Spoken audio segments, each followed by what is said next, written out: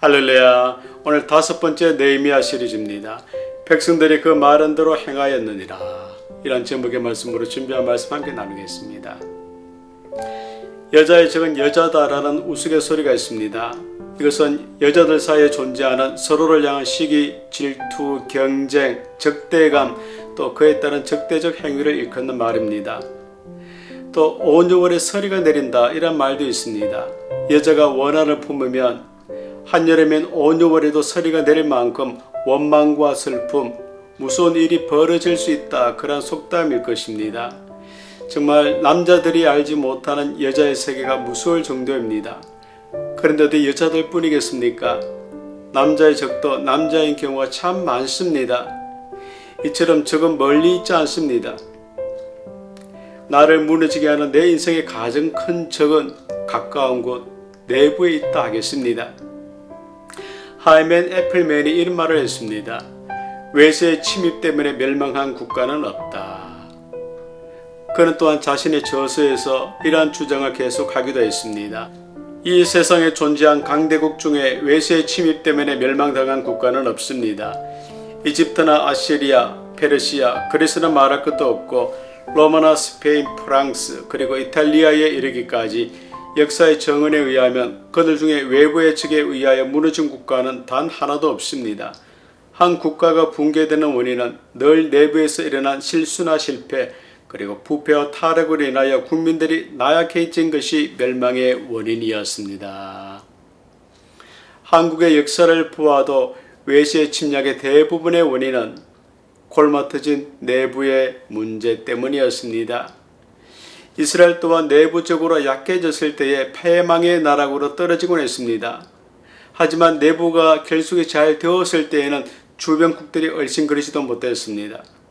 하지만 하나님의 나라가 하나님을 멀리했을 때에 지물이 골마 터지듯이 내부에서 분출하는 문제로 나라가 멸망하게 되었던 것입니다. 느부갓네살이 유다를 침공했을 때에도 그 나라 내부의 각종 죄와 분열 때문에 패망하게 되었음을 우리가 잘 알고 있기도 합니다.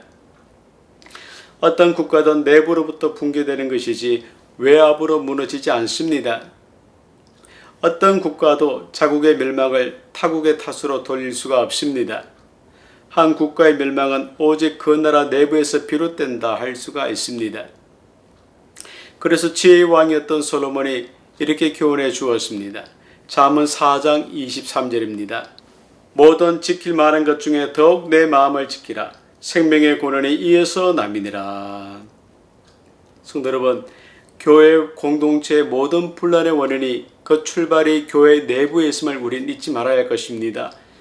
물론 외적인 요인도 없을 수는 없지만 그 시작은 대부분 교회 내부에서 시작한다는 사실입니다. 우리 교회가 이 지역 사회를 위한 영혼의 보금자리가 되기를 간절히 소망하십니까?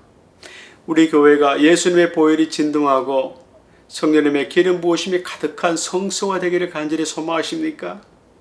하나님을 올곧게 예배하고 찬양하고 영혼의 풍성함을 누리며 분열과 다툼이 없는 그런 교회가 되기를 간절히 소망하십니까?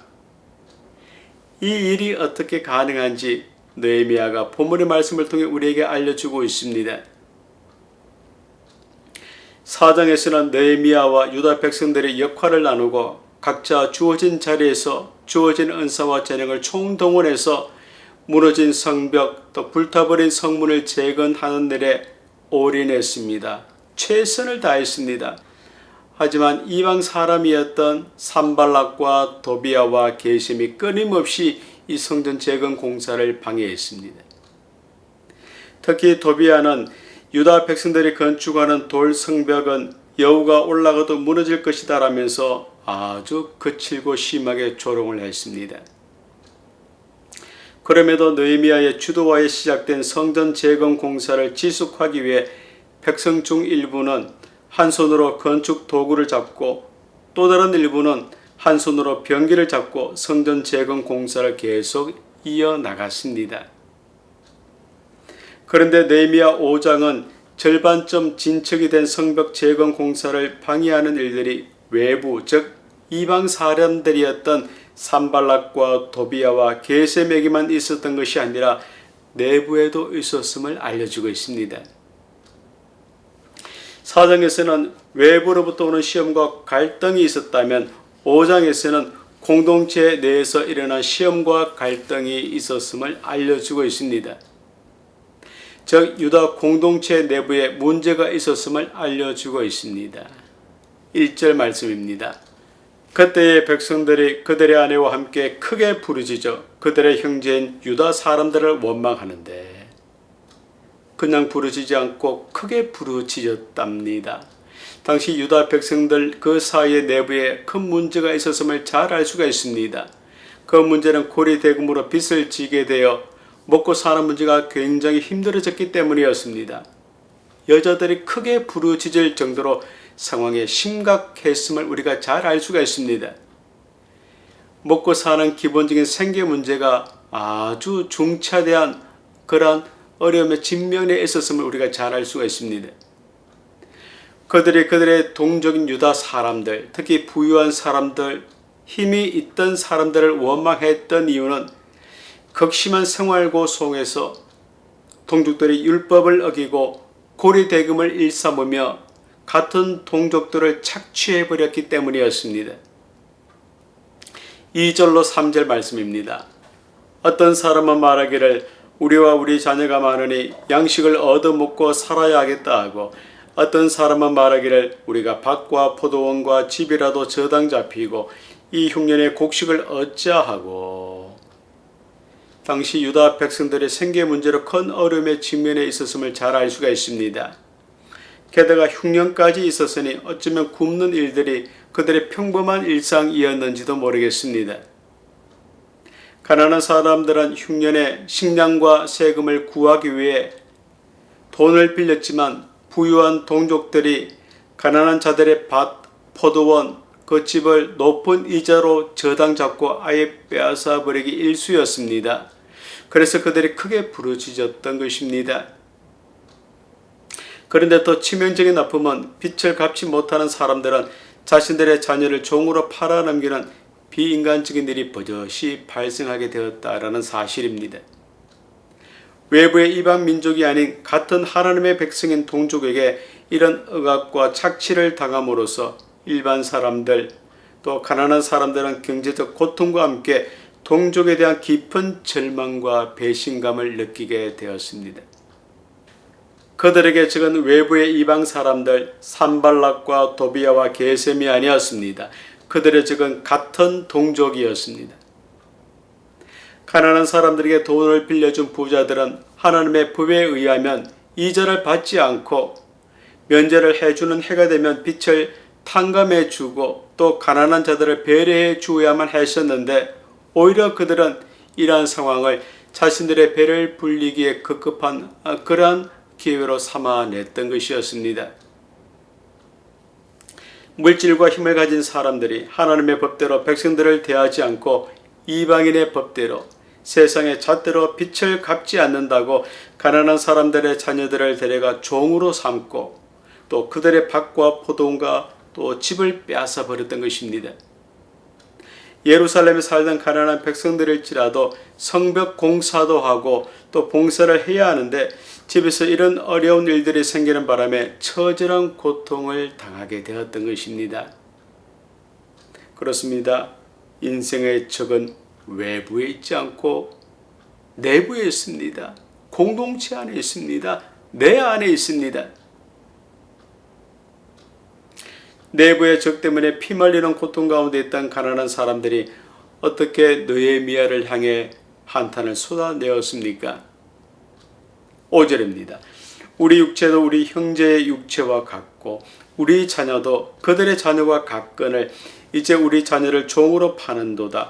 우리 딸 중에 벌써 종된 자가 있고 우리의 밭과 포도원이 이미 남의 것이 되었으나 우리에게는 아무런 힘이 없도다 하더라.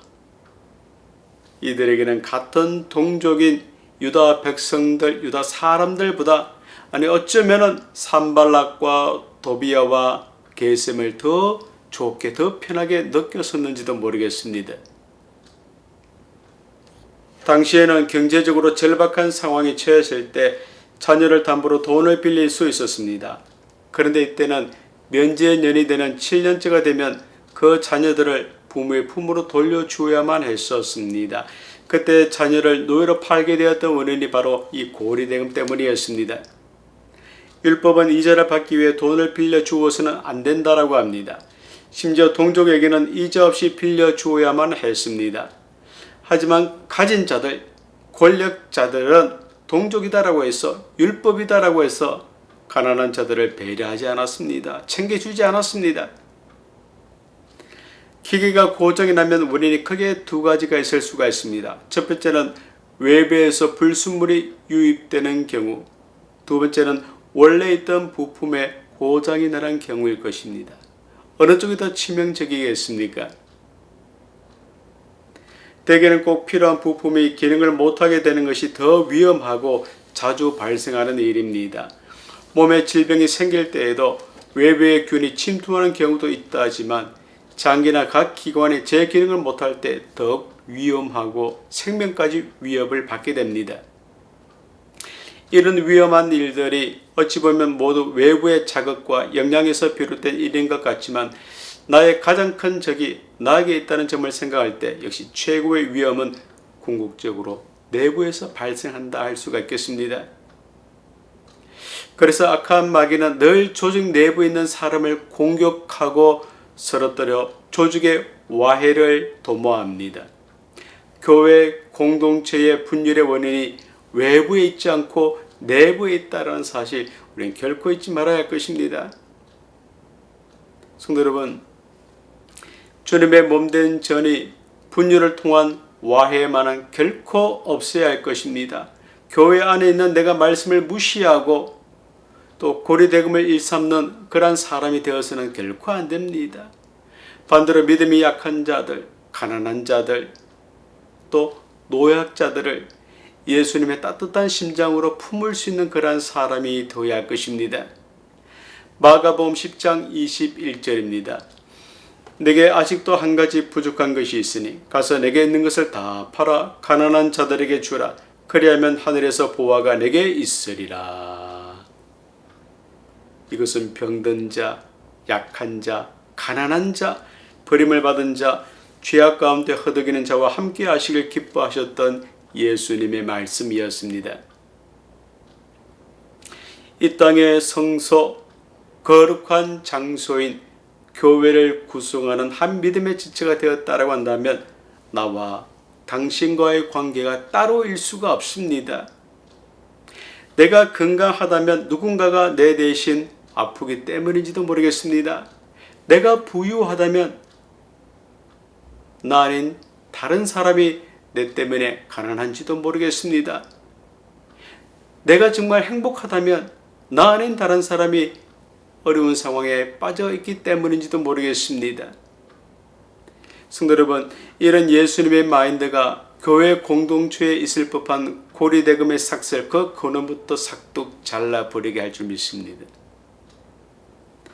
같은 동족을 향해 크게 울고짖었던 여인들의 아픔을 미연에 방지할 수 있게 될 줄 믿습니다.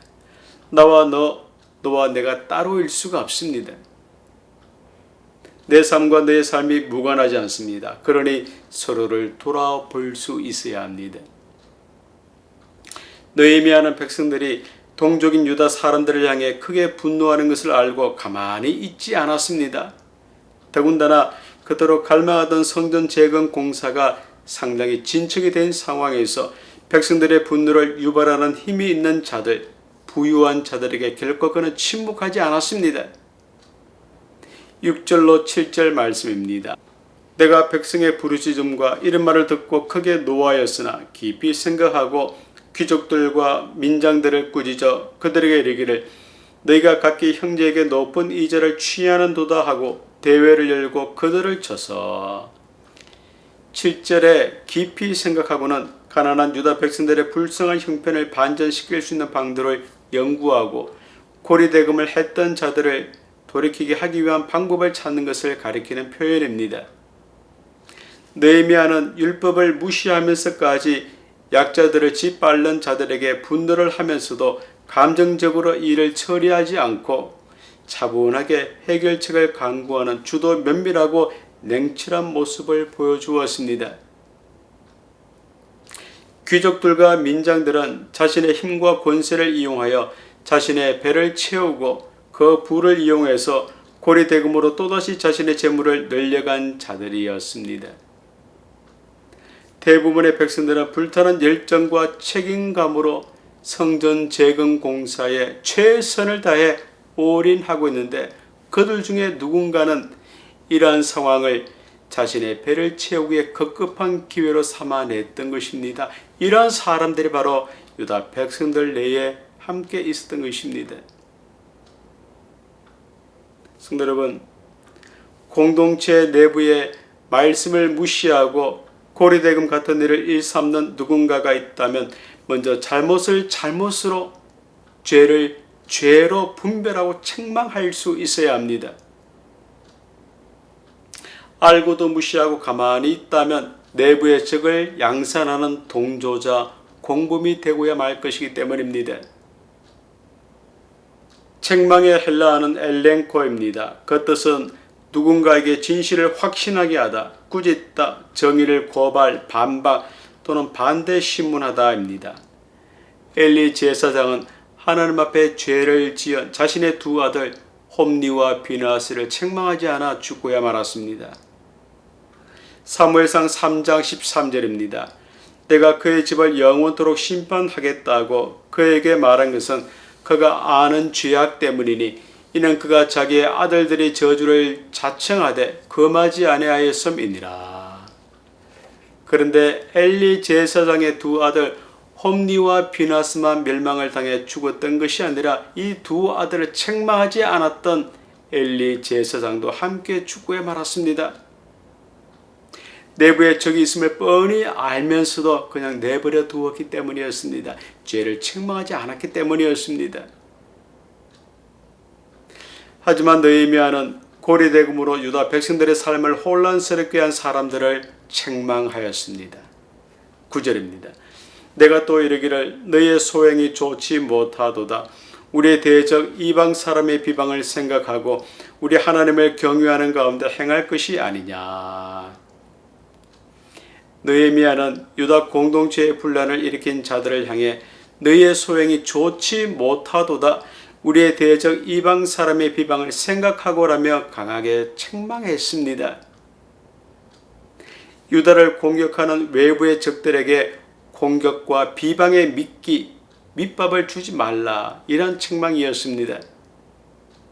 다른 한편으로는 하나님의 나라, 하나님의 백성으로 내부의 결속을 다지라, 이런 권면의 말이기도 했습니다. 그래서 하나님을 경외하는 마음으로 행할 것을 충고하게 되었던 것입니다.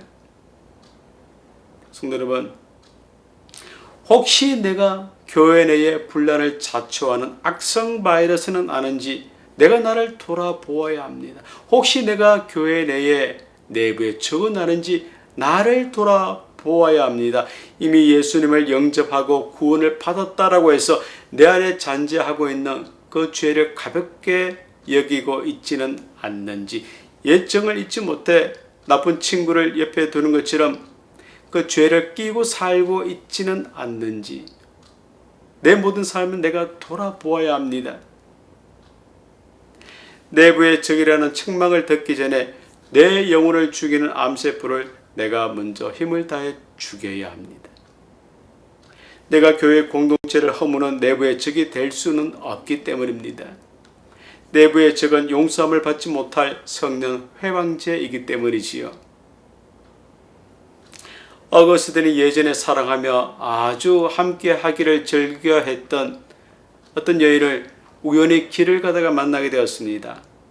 하지만 어거스틴은 말도 걸지 않고 못 본 채 했습니다. 하지만 그 여인이 어거스틴을 보고 말을 했습니다. 어거스틴, 나야 나.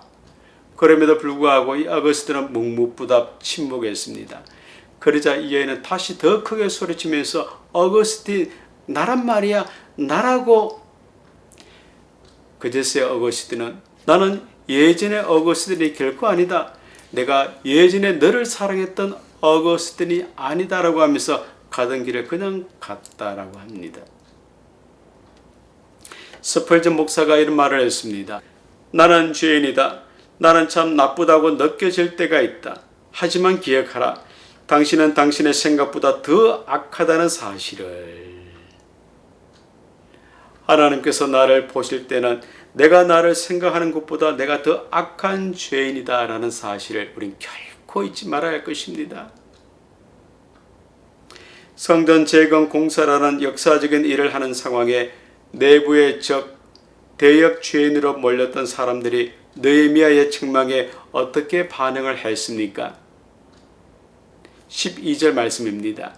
그들이 말하기를 우리가 당신의 말씀대로 행하여 돌려보내고 그들에게서 아무것도 요구하지 아니하리이다. 느헤미야는 이들에게 가난한 백성들에게 구워준 돈이나 양식이나 새 포도주나 기름의 100분의 1을 돌려주라 이렇게 말을 했습니다. 100분의 1은 그 당시 채권자들이 정해놓았던 이자였습니다. 그런데 이들이 어떻게 반응했습니까? 그 즉시 자신들의 잘못을 늦게나마 회개하고 느헤미야의 그 충고대로 가난한 자들에게 빼앗았던 모든 것들을 다 돌려주었습니다. 또 그들에게 아무것도 요구하지 않겠다라고 서약까지 하게 되었던 것입니다. 성도 여러분, 우리가 저들처럼 지은 죄를 회개할 줄 알아야 합니다. 다윗이 나단 선지자로부터 지은 죄를 지적받았을 때에 그 즉시 눈물로 침상을 적시기까지 하면서 죄를 회개했습니다. 하지만 죄를 가슴에 품고도 느끼지 못하는 사람, 죄를 지으면서도 아닌 척, 모르는 척하는 사람, 죄를 자꾸 합리화하는 사람, 죄를 지으면서도 계속 죄를 짓기 때문에 죄에 무감각해진 사람, 내가 이런 사람이라면 나야말로 주님의 몸된 전에 이 교회의 분란을 자초하는 내부의 적이다라는 사실 우린 잊지 말아야 합니다. 나야말로 주님의 피값으로 세워진 교회, 하나님의 보좌가 있는 교회, 이 땅의 유일한 성소, 교회를 허무는 내부의 적임을 잊지 말아야 할 것입니다. 느헤미야로부터 백성들을 사지로 몰아넣은 죄를 지적받은 사람들은 애써 핑계거리를 찾지 않고 다윗처럼 그 즉시 회개했습니다. 성도 여러분, 다른 믿음의 지체들을 아프게 한 죄, 다른 모든 사람들이 다 하니까 내가 해도 괜찮다라고 생각했던 죄, 무심한 시간의 흐름 가운데에 나도 모르게 방치해버렸던 내 죄, 남의 아픔과 슬픔을 돌아보지는 못할 망정, 남의 그 아픔과 슬픔은 그들이 죄를 지었기에 받는 합당한 죄다라고 하면서 함부로 판단하고 함부로 정죄해 버렸던 이 모든 죄악들을 하나님 앞에 털어버리고 자복통에 텄을 회개해야 합니다.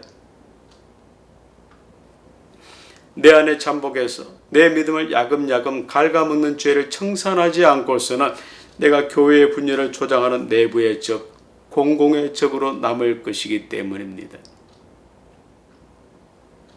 거룩하신 하나님 앞에서 죄를 회개하지 않으면 내가 가지고 누렸던 그리고 앞으로 가지고 누리게 될 복을 마귀가 설물처럼 빼앗아 가게 될 것입니다. 사랑하는 아들아, 사랑하는 내 딸아, 너가 나에게 죄를 짓고 있느냐? 너가 아직 지은 죄를 털어버리지 못하고 아직도 나에게 죄를 짓고 있느냐? 회개하거라. 회개를 했음에도 불구하고 찜찜하고 불편함을 느끼고 있느냐? 나에게 나와 내 모든 것을 다 내려놓거라. 그리고 전심을 다해 너가 정말 회개했다면 너를 향한 내 회개를 받아들이거라. 우리 하나님께서 이렇게 우리에게 말씀을 주십니다.